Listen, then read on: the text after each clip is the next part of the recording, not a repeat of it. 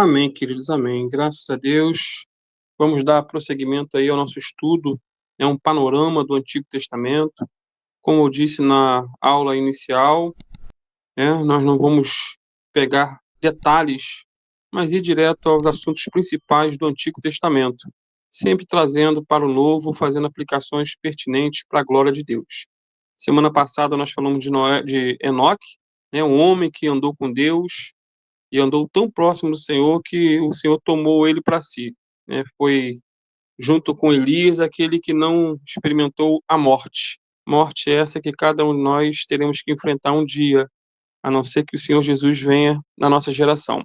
Hoje eu quero falar sobre o Deus que se arrependeu de ter criado o ser humano e por conta disso mandou o dilúvio. A questão do arrependimento da criação está em Gênesis 6, versículo 1 a 6. Tem assuntos interessantes aqui, antes de falar propriamente no dilúvio. Eu vou estar lendo Gênesis 6, 1 a 6. E aconteceu que, como os homens começaram a multiplicar-se sobre a face da terra, e lhes nasceram filhas, viram os filhos de Deus que as filhas dos homens eram formosas, e tomaram para si mulheres de todas as que escolheram. Então disse o Senhor: não contenderá o meu espírito para sempre com o homem, porque ele também é carne. Porém, seus dias serão 120 anos. Havia naqueles dias gigantes na terra, e também depois, quando os filhos de Deus entraram as filhas dos homens, e delas geraram filhos. Estes eram os valentes que houve na antiguidade, os homens de fama. E viu Deus, e viu o Senhor que a maldade do homem se multiplicara sobre a terra, que toda a imaginação dos pensamentos de seu coração era só má continuamente. Então arrependeu-se o Senhor de haver feito o homem sobre a terra, e pesou-lhe em seu coração.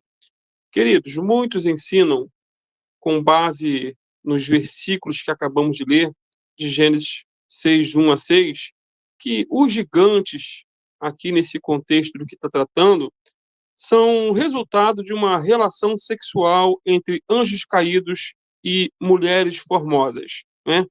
Dizem que a expressão filhos de Deus, aí no verso 2, é uma referência a esses anjos caídos, e que as filhas dos homens seriam as mulheres formosas da época. E que dessa união um tanto quanto estranha entre anjos caídos ou demônios e mulheres nasceram os gigantes. No entanto, porém, todavia, essa interpretação de anjos se casando com mulheres, ela não vem da Bíblia, não vem, mas de um livro apócrifo, mentiroso e diabólico chamado Primeiro Enoque. Um livro esse muito ovacionado nos últimos dias, porque o povo ele não se contenta com o que está escrito na palavra de Deus.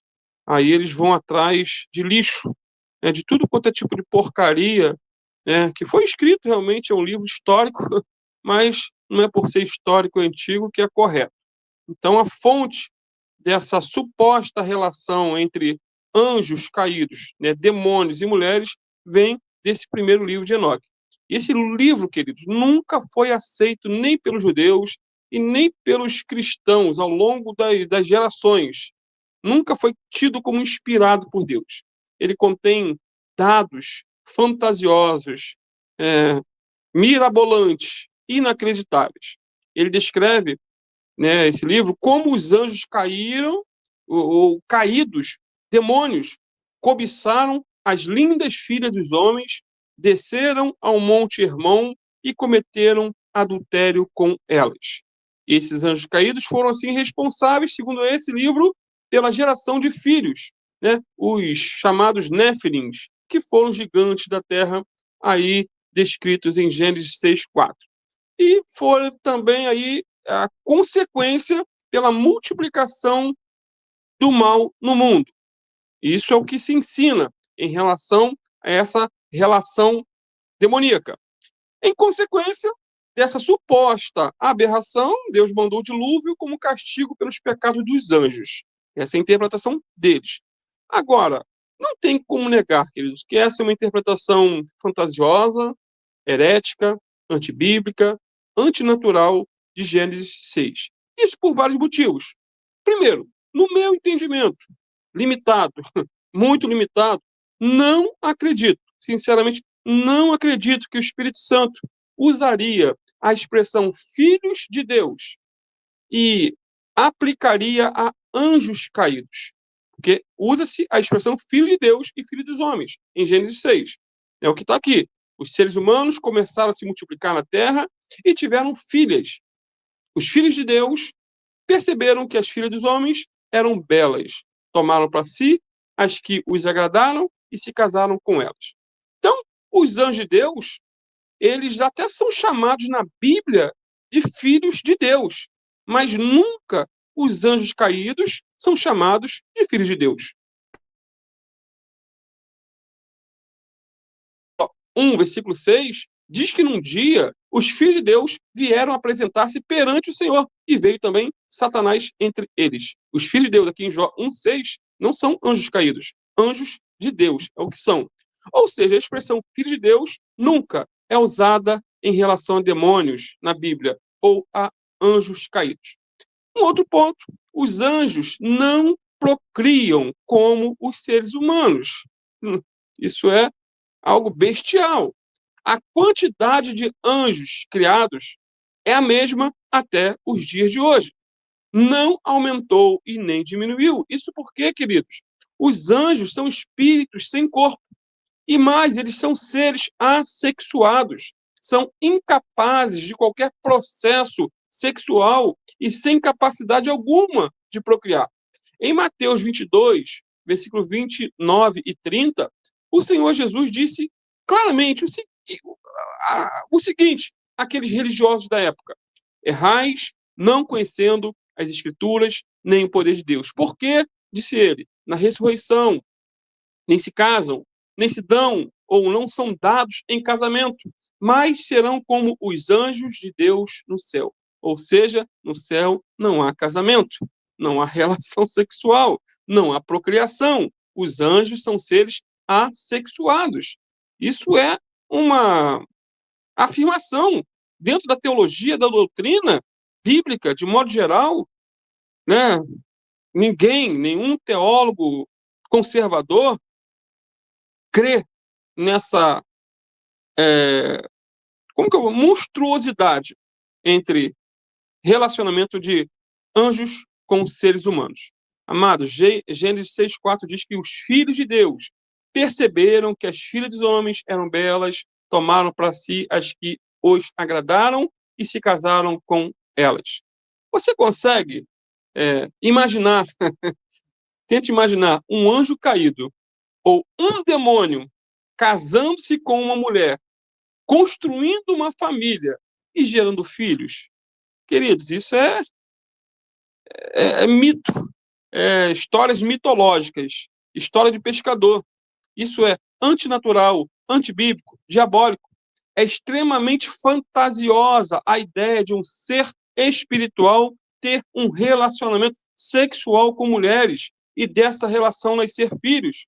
Só quem acredita em Papai Noel, duendes e fada madrinha é que acredita nessa bobaseira, nessa besteira. Terceiro, o dilúvio veio, queridos, não por causa dos pecados dos anjos caídos, mas por causa dos pecados dos homens. E a Bíblia é clara quanto a isso. Gênesis 6, versículo 3, 5 e 6. Então disse o Senhor: não contenderá o meu espírito para sempre com o homem. Não é com os anjos caídos, mas com o homem, porque ele também é carne. Porém, seus dias serão 120 anos. Versículo 5. E viu o Senhor que a maldade do homem se multiplicara sobre a terra e que toda a imaginação dos pensamentos de seu coração era só má continuamente. Então arrependeu-se o Senhor de haver feito o homem sobre a terra e pesou-lhe em seu coração. Então pare para pensar. Se Deus ficou tão indignado com a relação sexual entre anjos caídos e mulheres, como muitos afirmam, ele deveria ter se arrependido de ter criado os anjos e não os homens. Agora, o motivo da indignação divina e a destruição com o dilúvio foi a maldade dos homens como vemos em Gênesis 6:5. O Senhor observou quanto havia aumentado a perversidade dos seres humanos na terra e viu que todos os seus pensamentos e os seus propósitos eram sempre inteiramente maus, e o Senhor se arrependeu de tê-los feito criado e colocado na terra. Isso lhe causou imensa tristeza na linguagem popular. Então, qual seria a explicação mais coerente para o texto de Gênesis 6, versículo 1 a 4, que lemos no início? Queridos, a mais simples diz que ali aconteceu uma mistura entre a linhagem ímpia de Caim com a linhagem piedosa de Sete. Ou seja, os filhos de Deus representavam a linhagem santa e os filhos dos homens a linhagem ímpia. Agora, o principal perigo que surge do ensino que anjos caídos coabitaram com mulheres leva aí a uma especulação desnecessária e acaba desviando a atenção para a maior lição proposta do texto. Ou seja, a quebra de separação entre o povo de Deus e o povo do mundo. E essa quebra de separação leva o quê? À apostasia e ao juízo divino. Esta tem sido, queridos, uma das lições que o povo de Deus tem mais dificuldade para aprender. Quando vemos, por exemplo, aquela multidão mista que subiu do Egito, quando elas se misturaram com as filhas de Moabe, e o resultado foi qual? Foi juízo sobre os filhos de Israel. Ou seja, sempre que há mistura do santo com o profano, o juízo de Deus entra em ação. A opressão, escravidão na época dos juízes eram também, em grande parte, causadas pela associação de Israel com povos pagãos, principalmente por meio do casamento. E a história da igreja, durante os últimos 2000 anos, traz essa lição repentinamente ou repetidamente. É algo corriqueiro. Qual é a lição? É que quando o povo de Deus se torna complacente com o mundo, concordando com o mundo, se moldando com os valores do mundo, há ali uma perda de espiritualidade e poder. E o resultado final é a apostasia, afastamento de Deus. Há aí um caminho rápido em direção à perdição.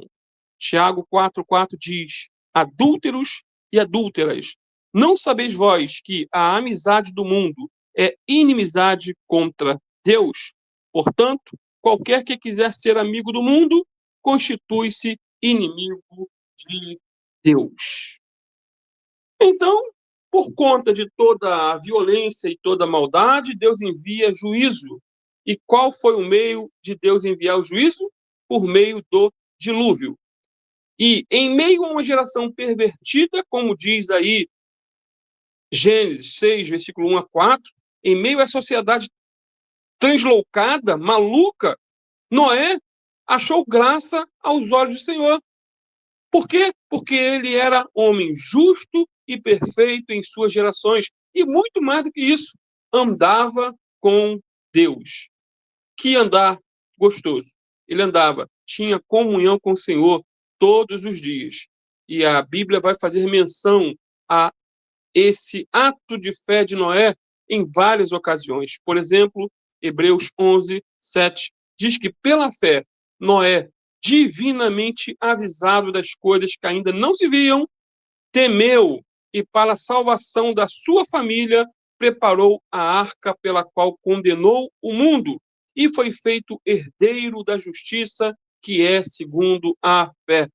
Irmãos, imaginem a cena de Noé construindo uma arca com seus filhos e todos zombando. Imaginem. Eu não sei quem já viu o filme A Volta do Todo-Poderoso ou O Todo-Poderoso. São duas versões, né? São dois filmes diferentes. E ali também há um pouco dessa história quase que atualizada de Noé.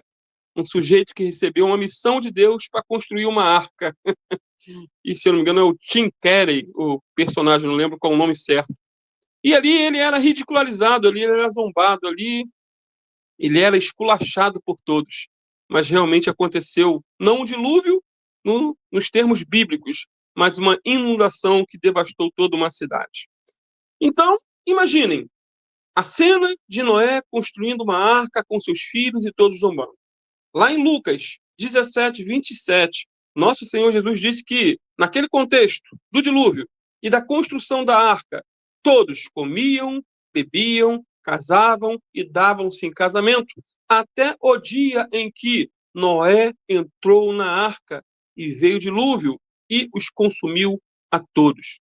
Ou seja, durante 120 anos, os zombadores riram, as pessoas de bom senso imaginaram o que estaria acontecendo e o santo Noé, com seus filhos, de maneira paciente prosseguiu, martelando e cobrindo de piche aquela arca. Porém, e esse porém, né, é sempre bem delicado, porém, numa certa manhã, a chuva começou e, aos poucos, de algum modo, Noé não parecia mais um idiota. Não parecia mais um tolo, não parecia mais um imbecil. A zombaria já não era mais a mesma quando as águas chegaram à altura dos joelhos. E, queridos, o sarcasmo, a zombaria terminou quando cada um daqueles moradores afogaram-se nas águas e morreram e pereceram. 2 Pedro 2,5 diz que Deus não perdoou o mundo antigo, mas guardou a Noé, a oitava pessoa, o pregador da justiça, ao trazer o dilúvio sobre o mundo dos ímpios. Portanto, queridos, Deus salvou apenas Noé, sua mulher, seus 3 filhos, Sem, Cã e Jafé, com as suas respectivas esposas.